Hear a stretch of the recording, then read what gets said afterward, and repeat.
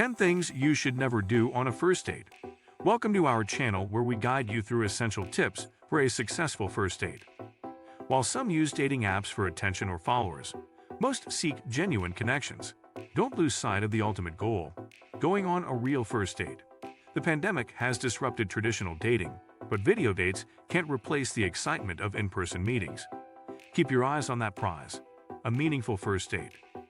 Before we begin, make sure to smash that like button and hit the subscribe for more exciting content. 1.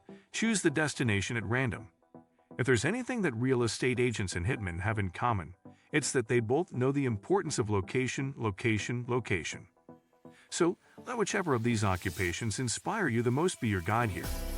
Where you go for your date is going to contribute a huge amount to whether it makes or breaks, so get to know what your date likes and tailor where you're going to go to them. They're a vegetarian who hates spicy food. Don't take them to your favorite spice and chili meat emporium. You're a Christian teetotaler. Then their dream date at Satan's all-you-can-drink shooter lounge is off the cards. To optimize for success, both halves of the date should feel equally comfortable in the date location. 2. Act like a robot. Your date expects a genuine human connection, so don't act like a programmed robot with rehearsed dialogue. Be present, listen actively, and engage in authentic conversation. Leave the robotic scripts behind. Real connections require real interactions. No robots here, just genuine communication. 3. Move at the wrong speed. Imagine that, for some insane reason, your date idea was to go for a run together. To jog through a picturesque neighborhood, maybe having some light conversation about trees or houses or something, all while working up a bit of a glow and appetite. And then, when you turn up, your date is in one of those skin suit running things and is hammering some starting blocks into the trail. They then yell go and proceed to sprint off into the distance, leaving you to doggedly trail along behind until you reach the end of the run, at which point they mock you mercilessly for being too slow, bad at running, and very sweaty. If you weren't ready to actually run, you shouldn't have come on a run. They laugh and then do a backflip. But when someone starts sprinting while the other person is limping, we've got a mismatch of expectations and destination. And yes, this can be a metaphor. If one of you has a toothbrush in your pocket and a breakfast date planned with someone else for the next morning, and the other is discussing names for a first kid and scouting wedding locations, that's a mismatch in speed, my friend. 4. Plan only for the worst, not for the best. The best outcome for a date is a meaningful connection and mutual interest. If that happens, it's essential to be prepared. Know your schedule for potential future meetings and express your desire to see them again.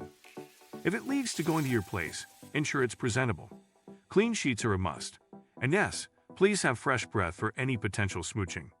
Planning for the best means being ready for positive developments and creating an enjoyable experience for both you and your date.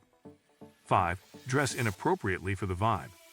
Dressing appropriately for the occasion is crucial to avoid awkward situations. Whether you're at a theme bar, an upscale restaurant, or a unique event like a waiting contest, wearing the right attire ensures comfort, confidence, and respect for the environment. So leave the mermaid costumes, plate mail armor, and stars and stripes bikinis at home. Choose attire that suits the venue and activity, allowing you to enjoy the experience without any unexpected mishaps. Dressing appropriately not only helps you feel more comfortable, but also shows consideration for your date and the people around you, making the entire outing more enjoyable. Remember, dressing sensibly for the occasion is a small but significant gesture that can set the tone for a great date and a positive impression.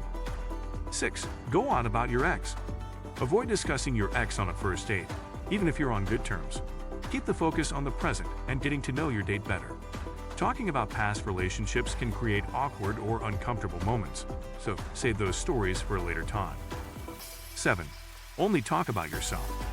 Now yes, your job is very exciting and fulfilling, and demonstrates your maturity, stability, and earning potential. That story about when Keith fell down the hole when you were lost in the forest is very funny true. I love that you can recite the alphabet backwards so quickly. What a unique and also puzzling skill to be able to demonstrate. And there certainly haven't been any lapses or gaps in the conversation. But has your date said anything? Or are you monologuing about yourself? Don't do this. Ask a question. Care about the answer.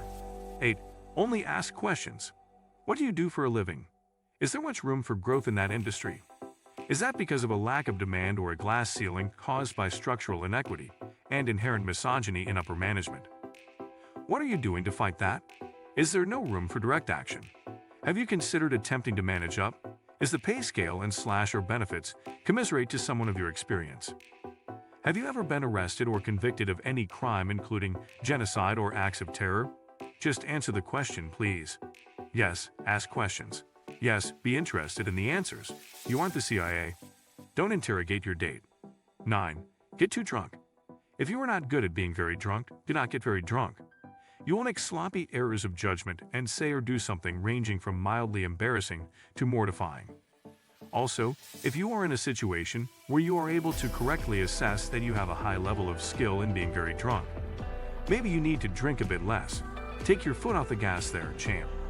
10. Look at your phone all night. Nothing says, hey, I'm not very interested in you, or this conversation, like getting out your phone on a date. Seriously, what is wrong with you? Particularly heinous. Checking to see if you have any new matches on your dating app of choice. This will not go over well. While it may seem unlikely that you'd look at a screen instead of your date, we habitually check our phones pretty regularly. It can be an active effort to not glance at it every so often. I'm not saying leave it at home or in the car. I'm not a monster. But maybe having your phone in an inside pocket where it isn't easy to get to is just that extra obstacle you need to keep your grimy little fingers away from it. Be sure to check out my other videos for more great content. If you find our videos helpful, don't forget to share, subscribe, and hit the like button to support our channel.